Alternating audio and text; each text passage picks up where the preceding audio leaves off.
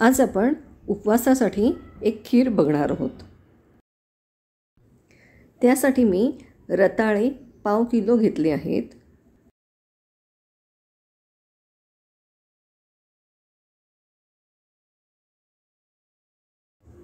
आता आपण ही रताळे कुकरमध्ये उकडून घेऊया। त्यासाठी मी 1 ते 1.5 ग्लास पाणी ओतलं आहे। आता मी कुकरमध्ये रताळे घालत आहे, म्हणजे ते 3 ते 4 शिट्यांमध्ये उकडून निघतील।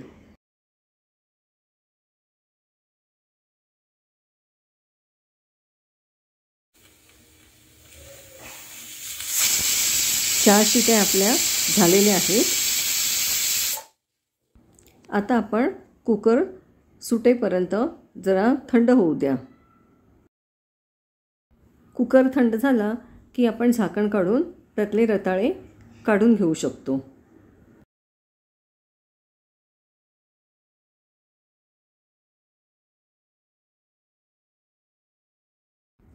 आता ह्याची मी सालं काढून घेत आहे।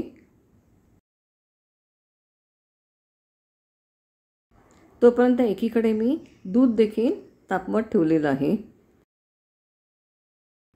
ही आपली सालं काढून झालेली आहेत।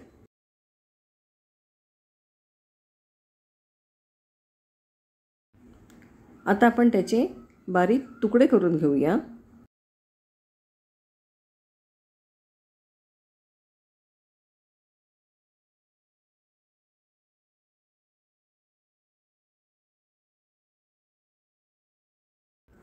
आता आपले हे सगळे तुकडे करून तयार आहेत। दूध देखील आपले तापवून झालेले आहे। त्यामध्ये मी 3 चमचे साखर घालत आहे। आपल्याला गोड कसं पाहिजे त्याप्रमाणे आपण साखर घालू शकता, आणि रताळं हे गोडच असतं, त्यामुळे साखर जास्ती लागत नाही।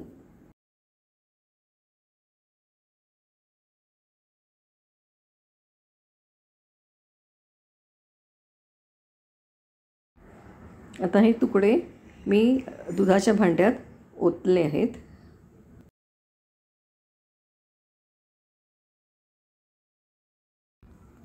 साखर आणि रताळ्याचे तुकडे दुधात ओतले की जरा ते नीट मिक्स करून घ्यायचं।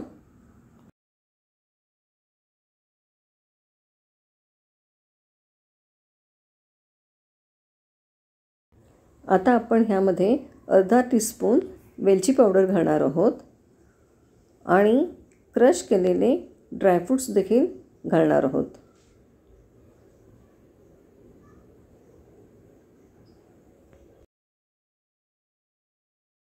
वेलची पावडर आणि ड्रायफ्रूट्स घातल्यावर आपण चमच्याने ही खीर हलवून घ्यायची आहे।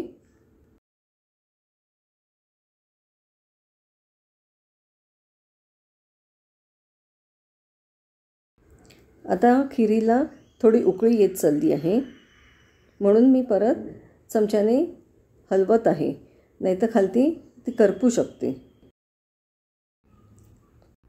खिरीतले दूध थोडे आटले गेले की समजावं की आपली खीर तयार झाली आहे।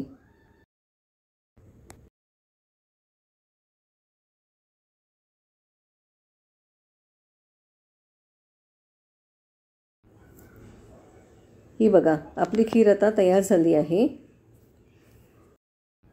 दूध थोडं जाड दिसत आहे।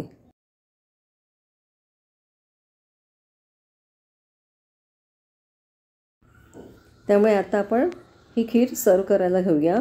पण हो, सर्व करण्यापूर्वी आधी मी देवाला नैवेद्य दाखवणार आहे। बाउलमध्ये खीर ओतल्यावर गार्निशिंगसाठी आपण थोडे ड्रायफ्रूट्सचे तुकडेही घालू शकतो।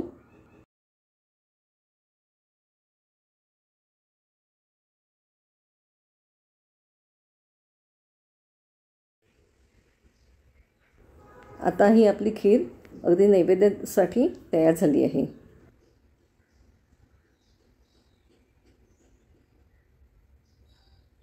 ही खीर हेल्दी आहे, तेव्हा नक्की करून खा।